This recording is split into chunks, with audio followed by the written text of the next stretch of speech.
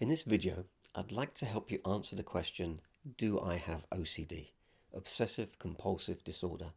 Because OCD can manifest in so many varied ways that its diagnosis is often overlooked or misunderstood.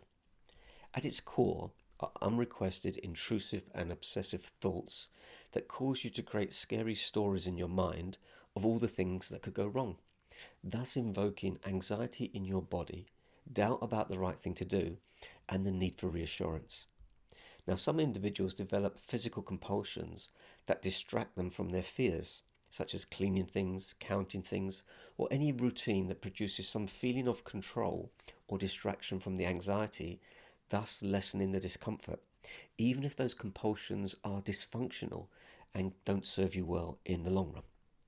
Or they may become trapped by unrequested and traumatic intrusive thoughts of harming, sexually assaulting, or abusing others. But to really understand OCD, we need to recognize that it originates from and sits on top of anxiety. Anxiety develops in the months following trauma, illness, profound loss, separation, educational pressure, bullying, redundancy, or long periods of stress. These events cause excess worry and physical exhaustion, which develops into anxiety, and if not treated, escalates into OCD in certain types of people. These tend to be intelligent, creative individuals with low self-esteem and complex personalities. Often they have repressed anger, struggle to speak their mind, and they dislike conflict too. Now, over and above our natural anxiety, caused by the fight, flight, or freeze responses, anxiety can be defined as your unconscious mind and body warning you that you're biologically exhausted and need to stop worrying and rest more. It does this by unconsciously sabotaging you, usually with the logic of an 8-year-old, to try and pull you back from life, hoping that you can stop worrying and begin to recharge.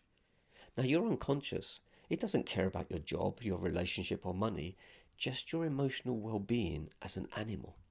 So with the logic of a small child, your own unconscious mind begins to sabotage and scare you, causing you to retreat from life and stay at home. Now, this sabotage may include a generalized anxiety where you can't quite put your finger on why you feel anxious. It may sabotage your work, your being able to travel, your sleep, your social interaction with others, your relationships, and even sabotage your own health. Consciously, you're thinking, why am I feeling anxious at work? And unconsciously, your brain is thinking, excellent. If I make her anxious at work, she'll quit her job and stay at home, thus resting and recuperating. But if the person consciously ignores their body's exhaustion, pushes on and continues to worry, the unconscious mind has to bring out the big guns to sabotage the individual to rest. And this is when OCD develops. And in about 95% of individuals, the unconscious mind uses OCD-type thoughts to escalate their anxiety, thus frightening them even more, forcing them to remain in their home's perceived safety or to return home quickly to lessen their stress when out and about out of the house. Remember, your biology doesn't care about your job, your relationship, or your car. It cares about you being alive and emotionally functional. So my definition of OCD is any thought, urge, compulsion, phobia, or habit that tries to stop you from leaving your home, or when you're out of your home, tries to make you so anxious that you return quickly to its perceived safety. Now, OCD makes you doubt everything, including yourself, so that you retreat from life, where your unconscious brain and your cellular biology hopes that you'll just sit silently to recalibrate and recharge. I guess that's why if you do manage to get some rest, or the bad events in your life lessen, or if the people around you pamper to your needs and don't stress you out, your OCD backs off for a little while. And just like anxiety, OCD always works in the same patterns, which mainly fall into 4 categories. The first category is just your everyday anxiety problem, escalated to new levels of intensity. So take any of the previously explained types of anxiety and spend all day worrying about it. Therefore, mild hypochondria becomes an absolute fear of death and dying. Sabotaging your travel by making you afraid to drive becomes an obsession that if you drove your car, you may crash into a person on purpose or kill them. Sabotage by insomnia may become a fear that you flatline and die if you fall asleep. A fear of germs may become a full-blown fear of vomiting, which makes you fearful of alcohol or sick children or restaurants. The list goes on. Now, the second category of OCD are compulsive things that you feel compelled to physically do. Washing your hands, cleaning the house, lining things up, touching things a certain number of times, avoiding odd or even numbers, avoiding germs or contamination, checking doors and windows, checking electrical appliances are unplugged, compulsive exercising, compulsive diet regimes, breathing and swallowing in specific ways. I could go on all day about these things. And it doesn't matter which ones you have. All these compulsions, no matter what, are just an unconscious trick to grab your attention and to pull you away from life. However, your conscious mind is looking for answers. Why do I have to do this? What will happen if I don't do this? These compulsions are just what your subconscious mind decided to focus on.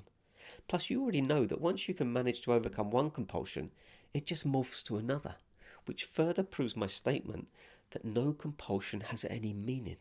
It's just a way to make you disengage from life, hoping that you'll then stop worrying and recharge your batteries. Now, the third category are things that you have to think, say, pray, count, or sing all in a certain way. And if you get it wrong, you may need to start again and again until a certain number of repetitions or a time limit has been met. Now, many children have this type of compulsion, and it can often take them 2 or 3 hours to get to sleep or to get something done because they need to run through specific procedures in their mind correctly. And for some, perfecting the mental routine is enough to calm themselves down. But for others, then they need to actually do something physically too, such as turning all the lights on and off or checking the doors or arranging things into specific orders. These thinking procedures can become very scary for some people, especially if they believe that if they don't do it or if they get it wrong, something terrible will happen to themselves or a loved one, or that there may be some negative religious connotations. We often see this pattern formed after a family member has been ill or passes away, and there's a feeling of guilt or blame that they could have prevented it in some way. Of course, these are only stories, but they're enough to scare you into doing the procedures just in case. Realistically, the world's not going to end if you do these things. It's just the OCD scaring you. Now, the final category is intrusive thoughts. These are often nasty and very scary. They are unrequested thoughts, desires or urges that may shock or frighten you. You know you wouldn't act on them, but you worry, what if I might? Examples include the thought that you might stab your family to death while they sleep at night. A mother may fear she will drown or throw her baby down the stairs. Thoughts that you may sexually abuse a child or inappropriate feelings of a sexual nature about yourself or others. Religious doubts or thoughts that you may be gay, transgender, or in the wrong relationship. A fear that you're being watched, observed, tracked, or that you'll have your identity fraudulently misused. Once again, there is no limit to the stories that your mind can use to trap you. Though they feel so real, they are not true. It's a trap. It's a trick of the OCD. Another OCD trap is to classify the OCD with a label, such as Pure O, Harm OCD, Health OCD, or Relationship OCD. All OCD is just different manifestations of the same symptom, a scary story and or compulsions that keep you stuck. And like I said earlier, even if you manage to overcome a particular fear, it just morphs to something else that it thinks, with the logic of an 8-year-old, will grab your attention. And finally, OCD only seems to occur in nice, kind, or good people. This is why their OCD can use stories about doing bad things to scare them, and why they can begin to start trusting themselves rather than believing these sabotaging stories. So, OCD is the symptom. Anxiety, overthinking, physical exhaustion, and your complex personality are the problems. OCD is not a disease. It's the conditioning of the brain and the body following long periods of stress, and this condition can be reversed if you're taught what to do and you repeatedly follow the process.